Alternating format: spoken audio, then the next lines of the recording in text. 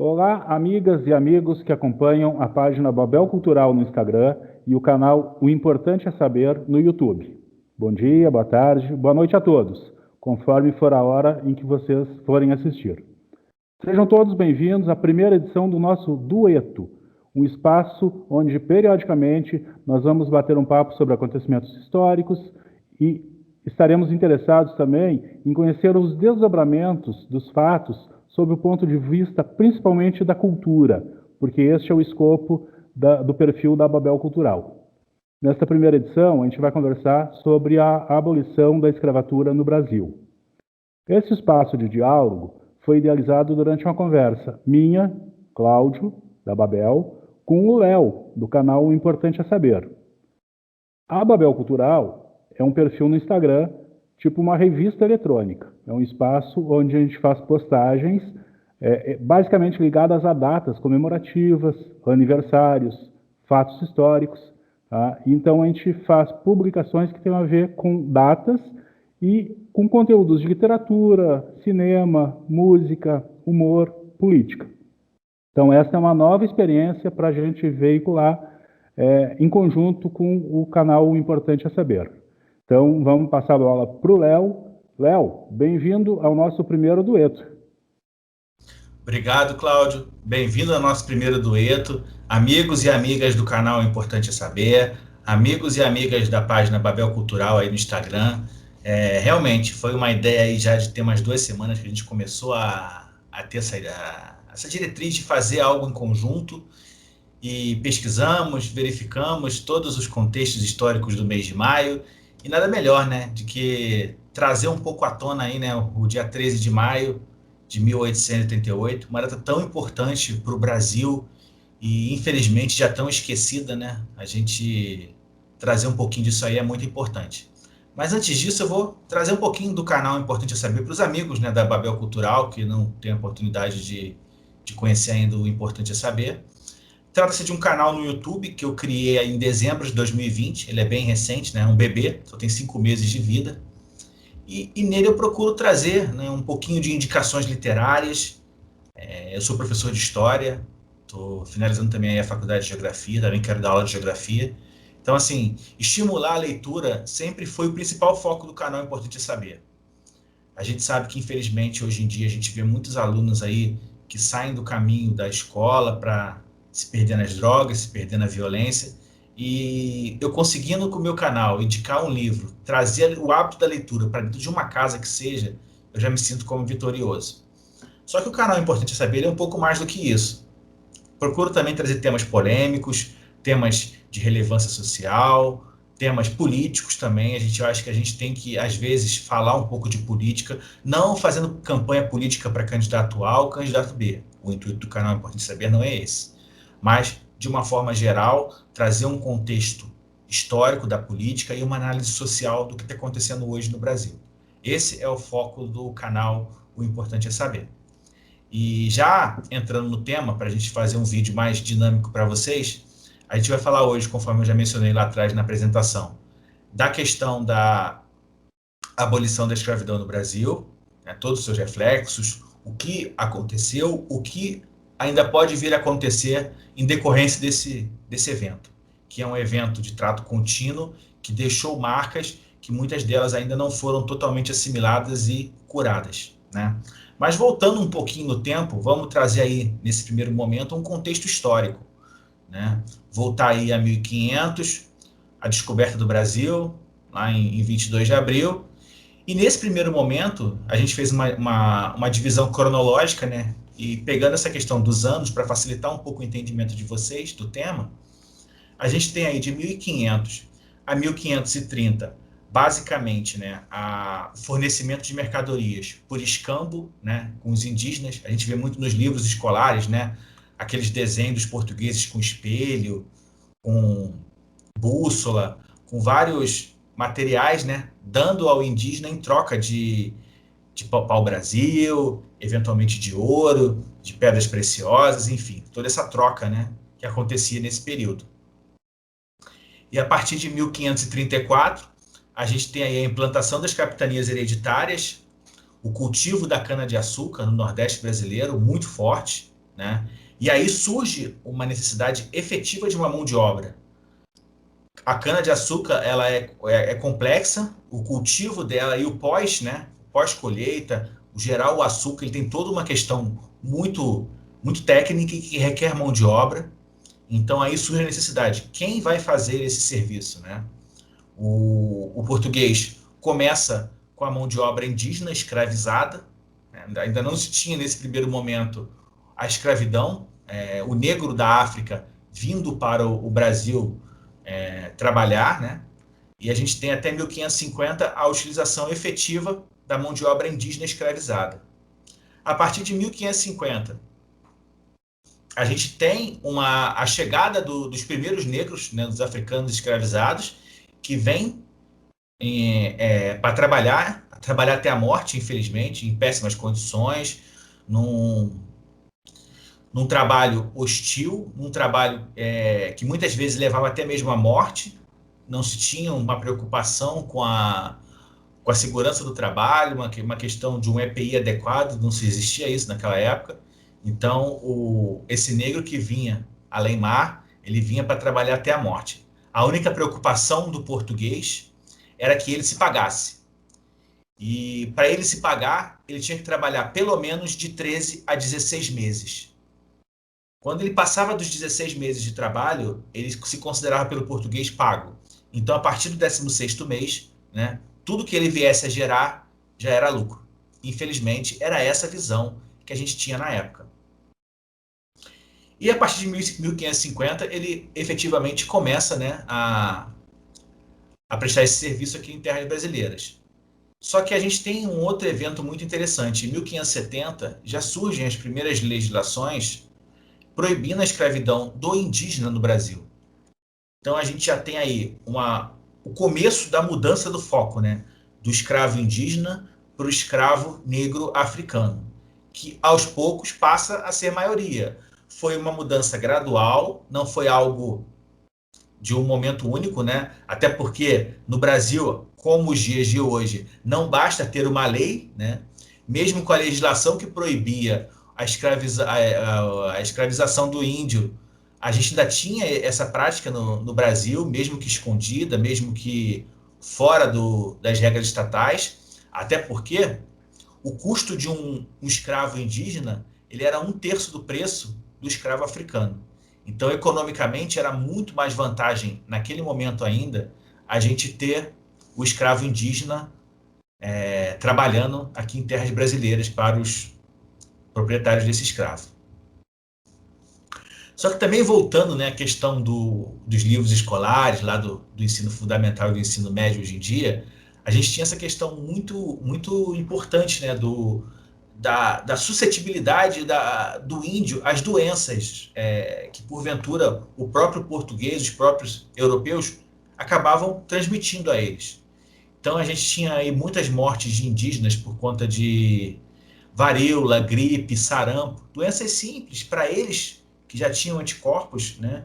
Já tinham aquela imunidade de rebanho, mas que efetivamente para quem estava aqui no Brasil e vivia naquela terra não tinha nenhum contato com vírus. Então, uma simples varíola, um simples sarampo era devastador para aquele indígena que recepcionava a doença. E essa rotatividade toda fez com que, aos poucos, o índio fosse deixado de lado, mesmo sendo uma opção mais barata, e aí a gente passa a ter efetivamente essa escravidão do negro africano. O Brasil começa a mudar, né? A gente começa a deixar um pouco o cultivo da cana-de-açúcar e passa aí, a partir de 1760, a focar no café. E é interessante essa questão do café também, porque a gente vê uma mudança geográfica do Brasil, né? Aquele cultivo muito forte de açúcar do Nordeste, que tinha, né, da plantação da cana-de-açúcar, ele começa a migrar um pouco para o Sudeste, né, para o Vale do Paraíba, São Paulo, Rio de Janeiro, até então capital federal, e a gente começa a ter um novo produto, uma nova commodity no Brasil, que é o café. O café brasileiro começa a ganhar força, começa a ser conhecido mundialmente, E todo esse consumo de café e essa visão de exportação do café, ela ganha força aí em 1808, né? Quando a gente tem a chegada da família real portuguesa ao Brasil, Dom João VI passa a residir em São Cristóvão, no Rio de Janeiro, lá no Palácio, que infelizmente, fugindo um pouquinho do assunto aqui, pegou fogo alguns anos atrás, e a gente, para quem é da história, quem gosta de história, lamenta muito, né? Queimar-se séculos e séculos de história e de conteúdo, e quem teve a oportunidade de ir ao museu, viu quanta coisa interessante tinha lá. Mas, enfim, é só mesmo um desabafo. E aí, com a chegada da família real, o Rio de Janeiro passa a ser, né, uma metrópole, passa a ser um pedacinho da Europa na América do Sul, né, um pouquinho da França, Lisboa, ali, os grandes polos europeus da época, né, e o café ganha força, os primeiros fazendeiros que plantam o café e colhem e exportam o café passam a ser emergentes, passam a ter uma condição econômica muito melhor que os demais, e a gente tem uma nova visão de negócios. Em 1836 e 37, o café supera a cana-de-açúcar e o Brasil efetivamente passa a depender exclusivamente do seu café. A gente tem uma demanda de café muito grande e, para trabalhar no café, não tinha outra pessoa que não o escravo africano. E aí a gente tem o grande aumento no fluxo de navios da África para o Brasil. A rota atlântica passa a ser importante e o Rio de Janeiro passa a receber muitos escravos. Em condições péssimas, a viagem era muito desgastante, muitos pereciam no meio do caminho, mas aqueles que chegavam vinham a ser negociados no centro do Rio de Janeiro a preços de mercado da época. E esse é o contexto. Esse escravo, ele luta, a gente tem datas importantes, o combate do próprio africano à sua escravidão é forte, são rebeldes, lutam, têm raça, mas eles tinham que lutar contra um sistema. Até que efetivamente a gente começa a ver os primeiros movimentos abolicionistas, né, na Europa, e depois trazendo aí para o Brasil. A gente não custa lembrar, né, Cláudio, que naquela época os filhos da classe alta, da classe média alta, eles iam estudar na Europa.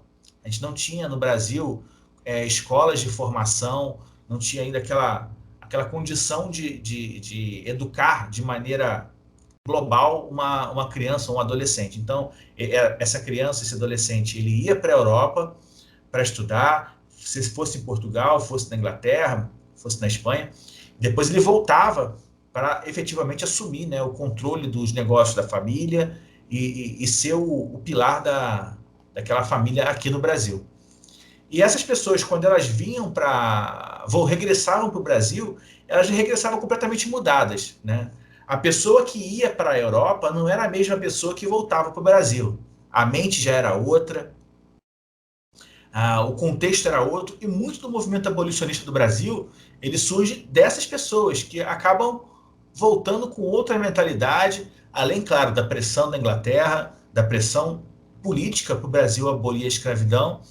E aí a gente começa, em 1850, com a Lei Eusébio de Queiroz, a gente proíbe o tráfico de escravos, ou seja, as rotas comerciais vindo da África cessaram nesse momento. Em 71, a gente tem a Lei do Ventre Livre, né, que dá liberdade aos filhos dos escravos, mas que também ela era pouco efetiva, porque você dá liberdade para o filho do escravo, mas o escravo, os pais são escravos. Como é que você vai fazer? Essa criança vai sobreviver se não com trabalho? Acabava sendo uma lei meio que muito mais de aviso aos proprietários de escravo que haveria um momento em que aquilo seria acabar, do que efetivamente acabaria. Em 1885, a gente tem a Lei do Sexagenário, né, que traz a liberdade aos escravos maiores de 60 anos, que também é uma outra lei que tem pouca efetividade, já que pouquíssimos escravos se davam ao luxo e tinham a condição de chegar aos 60 anos. A maioria morria muito antes disso. Muitos não chegavam nem aos 40 anos, né? E vale lembrar que nessa época a expectativa de vida do brasileiro já não era muito superior a isso, não chegava a 60 anos, então, assim, muito longe disso. Então, para o escravo, muito menos. Então, também foi mais uma lei que simplesmente chegou ali para avisar o seguinte: olha, vão se preparando, que a próxima lei é que efetivamente vai por fim à escravidão. E aí a gente tem, né, em 1838, por meio da Princesa Isabel, a promulgação da Lei Áurea. Essa sim põe um fim, né, à escravidão no Brasil. Gente, tentei nesses 13 minutos tentar falar um pouquinho de um tema muito grande, muito complexo. Sim, é linhas gerais, tá? É apenas trazer alguns marcos temporais interessantes, mas o tema é complexo, tem várias literaturas aí, para quem quer se aprimorar, para quem quer conhecer um pouquinho mais do contexto histórico. Mas agora eu vou passar para o meu amigo Cláudio para falar um pouquinho, né, do que foi o pós-1888. E esse é um dos focos que a gente tem hoje nesse encontro, né, Cláudio? É isso mesmo.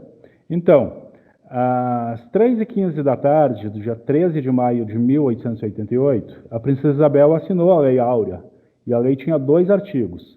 O primeiro, que revogava a escravidão, extinguia a escravidão no Brasil, e o segundo, que revogava as disposições em contrário. Só que ela não revogou as consequências do regime de escravidão para a população negra do Brasil. Tá? Assim como também não surtiu efeito nenhum o ato do Rui Barbosa, que foi ministro do primeiro governo republicano, que em 1891 simplesmente mandou queimar todos os arquivos, os livros, documentos que havia no Ministério referentes à escravidão. Então, totalmente inócua essa atitude dele. Tá? Então, foram mais de 5 milhões de pessoas que vieram da África à força, a bordo dos navios negreiros, que o Castro Alves, no seu poema, pintou com palavras até bonitas, um sonho dantesco, um lugar de horror perante os céus. Só que, na realidade, isso é um eufemismo, né? O navio negreiro era o próprio inferno, era um lugar de morte, de danação. Uma grande parte das pessoas trazidas morria a bordo e não chegava aqui. Tá?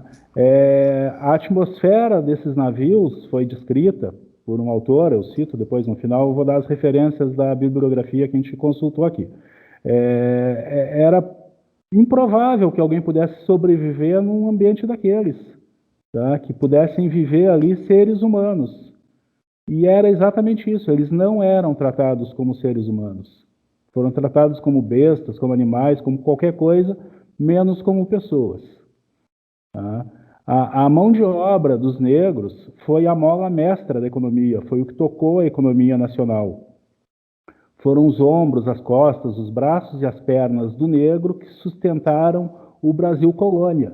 E todo empreendimento que foi feito aqui só se sustentou graças à exploração desumana dessa população. Tá? O que movia o Brasil, então, era o sangue africano. Tá? E que consequências que tem o ato da Princesa Isabel? De acordo com a história que a gente aprende na escola, né, como o Léo citou, ela é uma figura que é uma redentora, assim, né, pintada como uma imagem, tal, uma pessoa, né, do bem e tal, que foi lá e, não, acabou com o regime de escravidão. Só que as pessoas que têm um compromisso com uma compreensão mais ampla dos fenômenos históricos, elas buscam uma explicação mais abrangente, né? E também os militantes do movimento negro, eles não têm essa imagem da Isabel. Para eles, a Isabel é a pessoa que deixou os escravos na miséria e no abandono ao assinar aquela lei. Tá? A situação era terrível e continuou bastante ruim. Tá? Eles foram libertados assim sem nenhuma compensação social, sem nenhuma recompensa, e não tiveram acesso à cidadania também.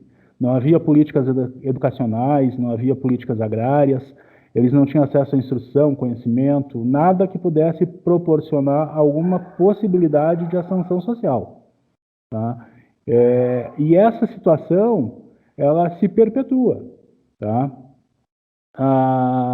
A escravidão, ela mudou de estatuto jurídico, vamos dizer assim, mas a vida dos negros, muitos ganharam terras dos seus antigos donos para permanecer nos locais onde viviam, né, como um presente de libertação. E para alguns até podia parecer que aquilo fosse uma alforria, mas não mudava não a situação. Eles podiam ficar ali, morar, podiam plantar, desde que continuassem ali nas terras do coronel. tá? Num regime também em que a maior parte do que eles produziam não era para eles que se destinava, tá? Ia assim para as terras da família dos antigos patrões. Como é que se podia esperar transformações profundas na sociedade se os fundamentos assim, da economia que se tinha antes era mantido? Que padrão é esse? O padrão da família colonial, escravista, né, que passou para toda a sociedade brasileira um modelo de ocupação de todo o espaço, né, existente. Com o fim da escravidão também, acontecia ali a questão da urbanização, mudança das pessoas para a área urbana, surgiram ocupações burocráticas, como a política e profissões liberais, que foi atraindo população para as cidades. E onde é que fica a população negra nisso? Totalmente excluída, não tinha acesso. Tá? Esses espaços foram ocupados pela gente com que se preocupava prioritariamente o status quo todo, que eram os filhos dos fazendeiros, né, que vinham formados lá, como o Léo falou, iam estudar na Europa e voltavam para cá para desenvolver e tocar a economia. Tá? E essas pessoas carregaram para as cidades a sua mentalidade e os seus preconceitos. Tá? Aos negros, aos herdeiros dos escravos, tocavam as atividades mecânicas, que os liberais não queriam ocupar. Tá? Por quê? Porque demandavam o uso dos braços.